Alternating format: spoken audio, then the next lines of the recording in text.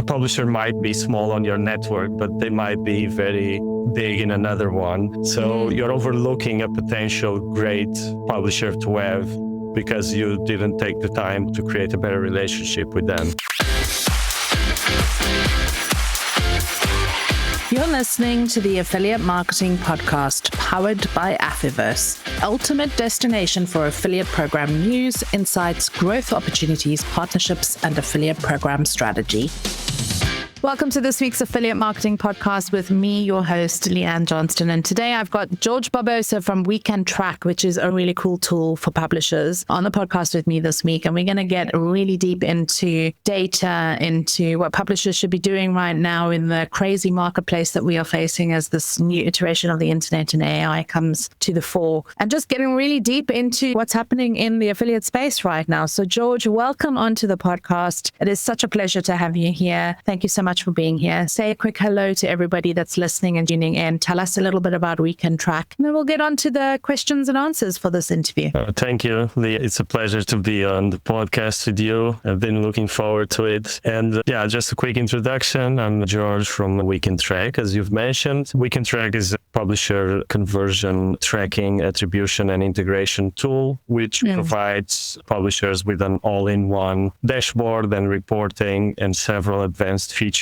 in order for them to run their publishing business, aggregate all their conversion data in one place, and make better decisions. It's very important right now because everybody is trying to decide how to monetize their publishing business with the advancement of AI. But let's dive into kind of like the scene, as we call it right now. What is the publishing scene at the moment? And I know you talk to like hundreds of publishers from lots of different types of traffic sources that they manage and platforms that they run. But what are you seeing in the industry right now? What are the big pain points that publishers are trying to solve that you guys help them with? There's quite a few pain points nowadays for publishers, from HCU updates to losses in rankings, of course, and also AI overviews, which basically, if you look at your search console, you have more impressions and low clicks. Users get the answer on the AI overview, so publishers get much less traffic. And then there is the typical pain points, which has been there for a long time. So publishers have very low visibility into their data. So when looking at the network reports, they get information about clicks, transactions, etc., but they can't tie that back to their own website or to their own platform. They don't really know what's working, where those transactions are coming from, or most of them don't really have an automated system to provide them with that visibility. So that is one of the biggest. Publishers are anxious nowadays, I believe, a lot of them, because of those updates and AI, but they also lack visibility, most of them. So whenever I talk to a new client, most of their pain points come from not knowing what's actually working on their business. They know they generate transactions, they know they generate revenue, but they don't exactly know where it comes from. They are active. There's amazing publishers who have very strong presence online. They are active in social media. They have YouTube channels. They have websites, blogs, etc. But they are still guessing nowadays. So they don't really know which channels are the most important for them. They don't know where some of the transactions are coming from. And that doesn't allow them to also focus and double down on what works for them. Yeah, I work with a lot of publishers, and some of them struggle a lot with it. Yeah. And I think the problem with that is that they're entrepreneurial by nature. They want to be making money. That's the whole reason why they've created a publishing company or why they are being an affiliate. It must be quite stressful. I mean, you mentioned that some of them are anxious at the moment because they may be losing conversion clicks. They're seeing a lot of impression data, or maybe they're not seeing enough impression data and they're not getting picked up in the search results like they used to because of all the changes. But is there sometimes a difference when you're talking to these publishers about what they think is hurting them and then what the data actually shows them? So maybe now's a good time to talk about what We Can Track actually does for the publishers that you service and how that comes of what they see in the data that they can then glean from your platform, how that maybe changes the way that they run their publishing business. When a publisher comes to We Can Track, typically they have some sort of reporting and they already, of course, know how to run their business. They generate traffic, revenue, but they don't clearly have a visibility. So We Can Track allows them to just connect all of their network accounts in one place. We start fetching all transaction data. For publishers with websites, they can connect their website to We Can Track as well. And we automatically provide an all-in-one tracking that from session to click to transaction, we can trace everything back to a specific user or to a specific click or a session and automatically populate their dashboard with all the relevant metrics. So publishers will then be able to see exactly which landing pages are generating conversions, what's the conversion rate, what's the EPC on that page, which partners are generating transactions on each type of content that they have, especially product review websites, travel websites, any publisher, you name it. They put out a lot of great content, but sometimes a specific type of article works better. And they might be getting, let's say, huge traffic on one article, but that article's conversion rate is very low. So it generates very few transactions for them, while a more specific, more intent-based article will then convert much better, where they get 10% of the traffic, but they actually generate more revenue out of it. I mean, that's quite a lot. Like 10% of the traffic generating more revenue can really change an entrepreneur's business. That's an affiliate paying their bills this month or actually making profit. That's the difference that this can make. Have you had any experiences with publishers that have come to you to do the demo, see what the product does, but then in that conversation immediately start to see, hang on a moment, here's a whole chunk of data that I don't get access to that actually allows me to decide which propositions or which brands I should be working with? Is there ever a disconnect between what the publisher thinks they should be doing and what We Can Track actually shows them? Have you got like a story around where something like that happened, where you had a call with a publisher, they thought they need data, but then they understood what the data actually gives them and how did that change their business? Like maybe now is a good time to tell that story. Yeah, sure. I can give you some examples. Doing demos is always a lot of fun at We Can Track, because if the clients come to us, most of the times, like I've mentioned before, they don't really have a reporting in place or an in-depth reporting like we provide. And we have publishers who, for example, a publisher comes and he has a great website. He also has a YouTube channel with some videos and maybe he's active on Reddit as well. And the publisher is telling us, all of our transactions come from our website. Our social channels and our videos are not very relevant. They connect to We Can Track. I explained to them how not only they can track the website, but they can track the traffic from all these sources coming into the website and how they should set that up in order to have a good visibility within our platform. And then after a while, they actually realize that they do get small traffic coming from YouTube, but it actually converts great. And they have no idea that those transactions are being generated coming from YouTube. They were assuming that they were coming from other sources. There's still a lot going on that publishers don't really understand sub-ID tracking. So even the most basic of affiliate publisher techniques, which is having a system that you place your sub-IDs, that you have some visibility into your content, and so you can see where your transactions come from. I see a lot of publishers who don't even do that, and they don't need to do that when they use We Can Track, so they get that automatically as well, which is a bonus. They don't have to maintain any of. But it is great to see those examples when they think that a channel is not worth investing in, but actually it might, because it's a channel that over time, it's a different revenue source. The user comes from YouTube, the videos stay there for a long time, and if the website is affected, those are left untouched because that traffic keeps coming. So there's three things here, because one, it's the data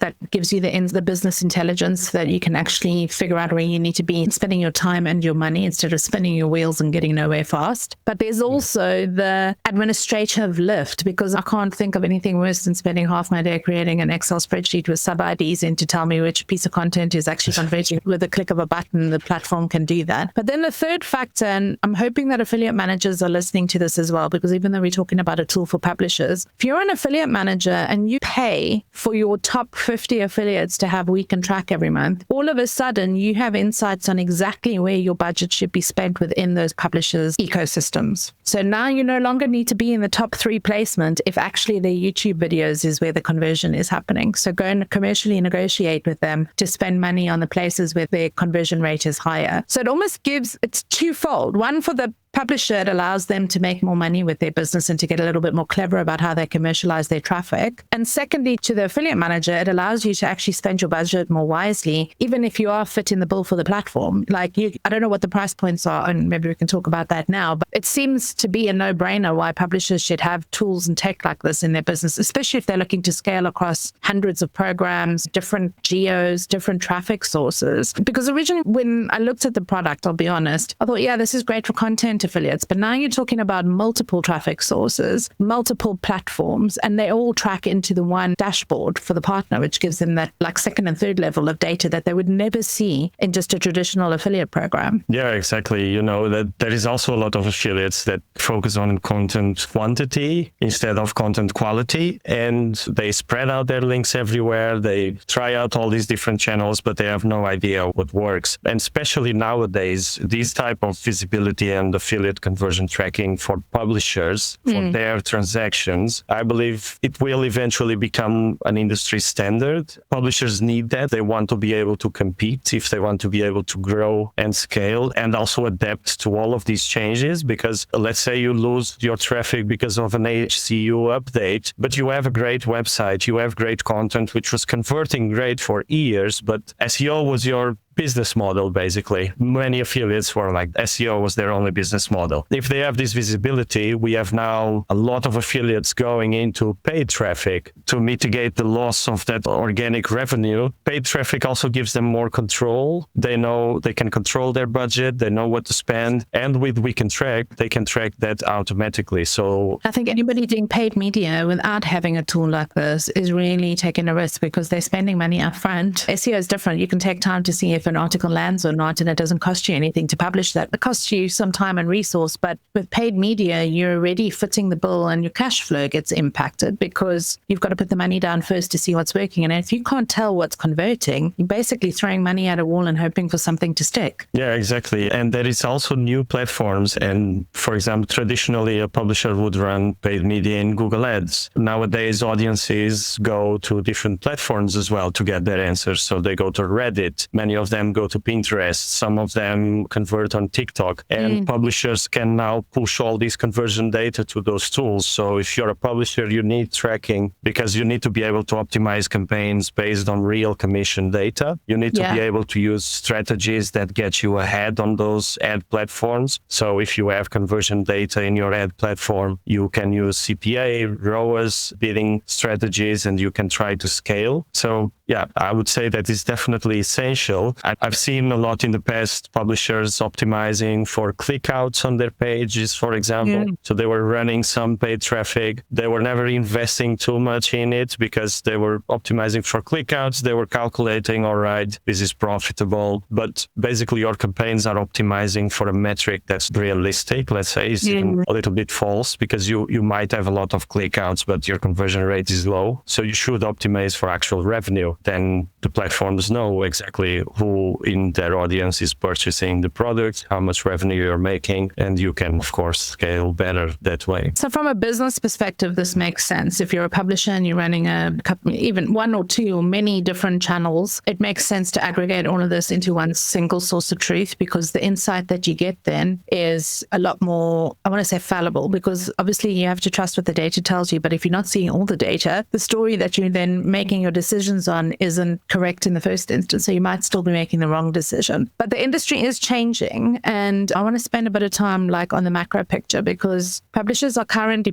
facing the perfect storm, and it's changing very rapidly. I know we were talking about this before we actually came on. 6 months ago, nobody was looking at GPT citations and AI. They were still like, yeah, it's there, but it's not really making a difference. Then there was a whole bunch of data that came out that when you need to be in AI search results because there's this great affiliate bypass that's happening and you're missing out on conversion if you're not there because the user journey is changing. And I want to talk a little bit about that. And then 5 months later, we hear, no, hang on a minute, because all the clicks are still happening in Google. So get back to SEO again and figure out what's going on. So there's almost almost like a perfect storm happening where we can either be led by what the trends are and hop in early, or we need to calm down, look at the data. What does the data tell us? And focus our efforts on where we're still going to get conversion, because ultimately that's when you get paid as a publisher. So what have you seen, looking at the broad market that you guys have access to, what have you seen that's changed in this perfect storm that we're looking at right now that publishers need to be aware of and actually get out in front of right now, especially with that user journey changing?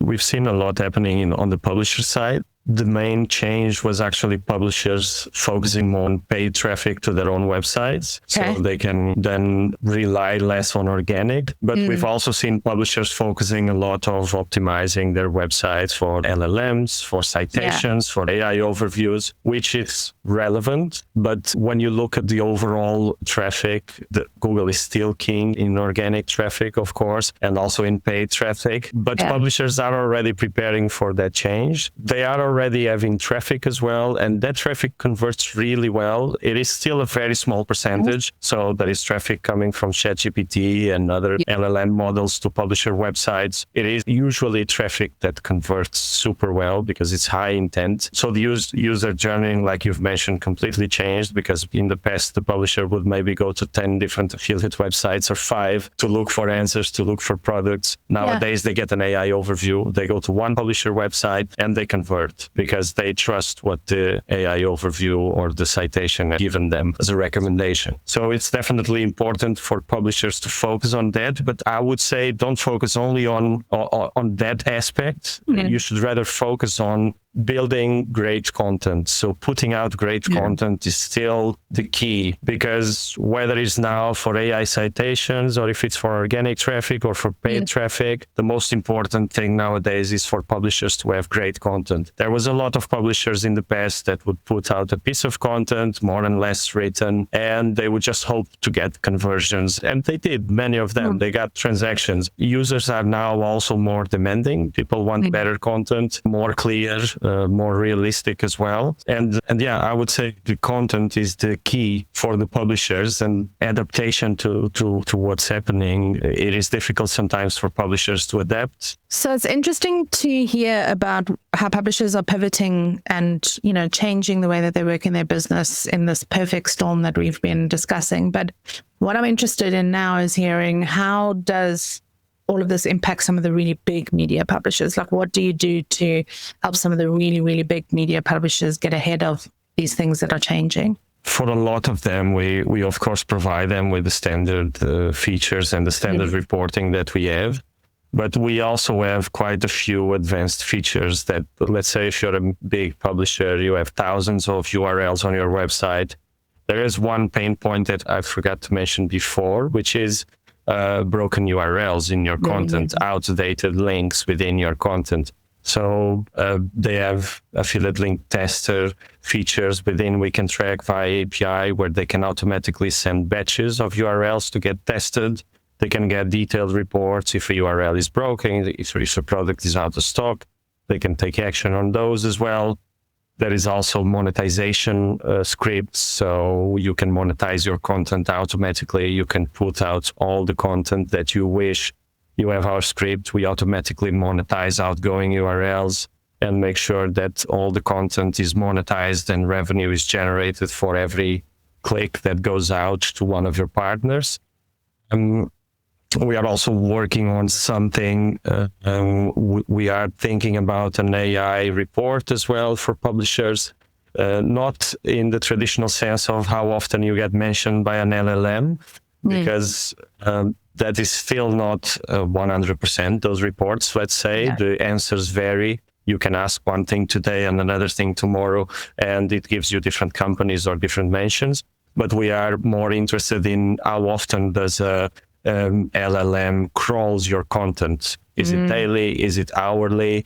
That is a very important signal for a publisher that the content is good quality. It's being understood by LLMs, and it's going to be mentioned as well. And they can then, of course, also view the traffic that they get from those LLMs into their website. So yeah, especially for big publishers, there is a lot of useful tools that can also help them navigate these changes. and also, of course, automate their process even more so they can focus more on strategy rather than the manual work of, I have to change this link or I have to update that. But also to know when to adapt, because there's cadence as well. So everybody's talking about LLMs now. Does that mean that it's the right time for you, Mr. Publisher, at your life cycle where you are, to actually throw caution to the wind, forget about what is actually working and move on to something else? Because it might be too soon, or it might not even be relevant for what you're selling. So I loved what you said about the fact that the user journeys change, because I think that's something that affiliate managers need to listen to in this podcast as well. And I know we talked to both sides of the coin, but if you are selling to a younger millennial Gen Z audience that does trust what ChatGPT says to you, then that shopping journey that funnel is basically disappearing, because they go to one AI tool, say, show me all the sneakers that can do X, Y, Z, and they get one or two suggestions. They're not going through that whole long consideration awareness journey anymore. How does that impact your program? What publishers should you then be spending money with so that you can get right to the crux of it and be at the forefront of that consumer? But then if you're selling products that are for like oldies like me, I don't want ChatGPT to tell me what I'm supposed to buy. I find it offensive. So I'm still the old school that goes to Google and goes, where do I buy X, Y, Z at the right price? Because I want a discount. I always want to have a coupon. So think about your audience first as a publisher as well, and think about where is that audience and how do I get to them? And that then ties into your point about content is still king. Even though it's easy to generate content through LLMs and AI and social media tools and things that help you to create content, are you still creating the content that actually makes a customer trust you, value you, and take action on whatever it is that you're telling them? So I totally agree with what you're saying. And it doesn't surprise me that the data that you see coming through and the conversations that you have with your publisher clients, that this is the insights that they glean from your tool, because they can't see this from logging into their affiliate dashboard at every single program that they manage. It's impossible to gather that data unless you're like somebody who works with stats. And that's not their forte. Their forte is driving traffic. Do you know what I mean? So your tool does a lot of the heavy lifting for business management as well for publishers. So let's talk a little bit about a few real stories. We labeled this section of our podcast Pivot or Die, a slow death as a publisher. What are you seeing right now, the trend? Have you got some real life examples to share? Because frameworks are great, but stories actually help to land the concept of what you're trying to explain. But what have you seen a lot of affiliates do recently to pivot and actually survive and not naturally die just because their traffic's dying? Have you got any cool stories that you can share in that, and how we can track has helped publishers to actually monetize their business better?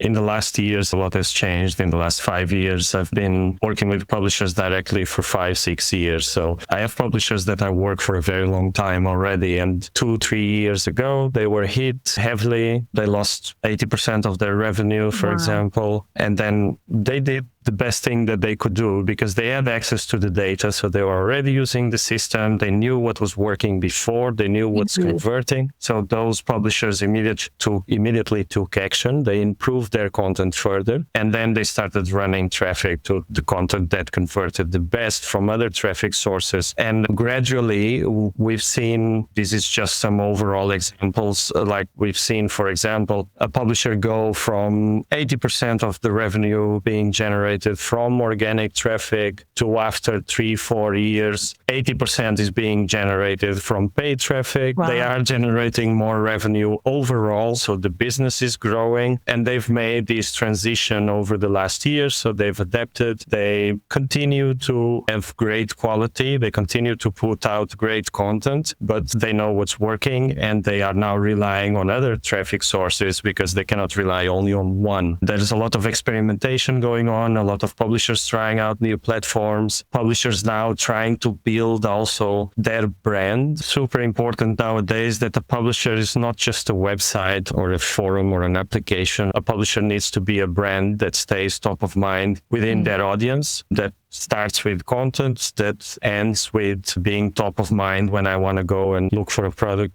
or look for something or a price comparison website. And we've seen the impact. Now I'm just going a little bit off topic because we've seen the impact on these, all of us in the industry, with coupon websites being manually penalized as well. And coupon websites were top of the funnel converters because users go there to get they were dominating the market, but there was a lot going on, that there was also a lot of players that did not update content. The content was thin. the value provided was not the best. We have nowadays still very big coupon websites, but those are the ones that are doing it the right way, that improve their quality. They still have great rankings, but you have up-to-date content, you have up-to-date recommendations, you have alternatives when you're looking for a discount or a coupon. So they are actually helping the user save on the purchase journey. And I think that's key, actually, what you've just said. Are your publishers providing a service to your customer, and what service or opportunity or information makes them valuable in that consumer decision-making journey to purchase your product? And I think as an affiliate manager, if you keep that at the forefront of like your mind when you're thinking about where do I spend my budget, you can answer that one question and find the publishers that are invested in actually building a brand, creating content that isn't thin, updating content when it gets out of date, having data to tell them what converts, and actually feedbacking to you what is working for them and what isn't, so you can improve your products and services. That is the measure of a true and valuable partnership, I think, in the affiliate space. And we don't get to see it often, unfortunately. Yeah, exactly. I mean, I believe it lacks a lot of communication between affiliate managers and publishers. And often publishers get overlooked as well, because based on my experience, also working previously on the publisher side before we can track, there is a lot of upsides from a manager being in direct contact with their publishers, analyzing their activities, and also proposing new partnerships, maybe allocating some budget to some exposure. So the publisher wants to get better results for that brand, and there's a lot of room for growth. And with having that level of data, if the publisher has that conversion tracking, they can also provide some information to the affiliate managers. The affiliate managers can take conclusions from that. They can negotiate with the brands. Everybody can win. It's a win-win situation. But it starts also with the publisher. If the publisher doesn't have anything to offer, the manager also cannot get anything back in return, because I believe it starts with the publisher doing a great job, and then the affiliate managers paying more attention to their publishers, because you've also mentioned that before in our discussion before we recorded. And a publisher might be small on your network, but they might be very big in another one. So you're overlooking a potential great publisher to have, because you didn't take the time to create a better relationship with them. And that's also because, and it's not a criticism, okay, I know how difficult it is to be an affiliate manager, have been one for 25 years, but it is because we look at the numbers and we attach a value based on the numbers that we see in our program to the publisher that's in front of us, instead of looking at the product, the service, the quality, the content, the business as a whole that sits behind that affiliate ID in your reports. Just because and George has just made like a perfect example of this, just because they're only sending you 5 customers a month doesn't mean that they're a publisher that can only send you 5 customers a month. It just means that they're sending that to you because they haven't been nurtured, loved, onboarded, brought into the fold, explained what the benefits of your products and services are. Could be a number of reasons, or it could just be that somebody else is paying them more money than you. But that's your job as an affiliate manager, to go and suss that out and actually ask, how can you do better? How can you serve better? So I love that. But we've come to the kind of rapid fire round of this podcast, which I love, because I throw questions at my guests and see what their answers are without preparing them. I'm going to throw you a couple of questions and you can answer them as you see fit, like shoot from the hip. You don't have to think about it for a long time. But one metric that every affiliate publisher should be tracking that most of them aren't right now, what's the key metric that you always drill in on the demos and have to tell people about? Yeah. That's the key metric I always show on our demos, which is EPC. Basically, they earn commission per click, but not, there's a difference. So not the affiliate network reports EPC. It's an EPC by traffic source, by landing page, and also by partner. So the publishers can really have an overview which traffic source has the highest EPC. Maybe the EPC is high on traffic coming from Reddit, but it's very low on traffic coming from Google Organic. So maybe they have to double down on that channel because it's working great for them. They have more budget to spend on that channel as well. So that breakdown is for publishers where their real decision lives, because they can, all right, my EPC of this page is, I don't know, €5, $5. This is how much I can spend maximum to get a click out. And then based on that, if you can spend $250 and your conversion rate is good, then you're profitable. EPC is king, but looking at all of it, not only just 200 clicks on this affiliate link and the EPC is 5. Yeah, it's too generic. Okay, next one. Best thing that's happened to the publishing side of this industry in the last 2 years?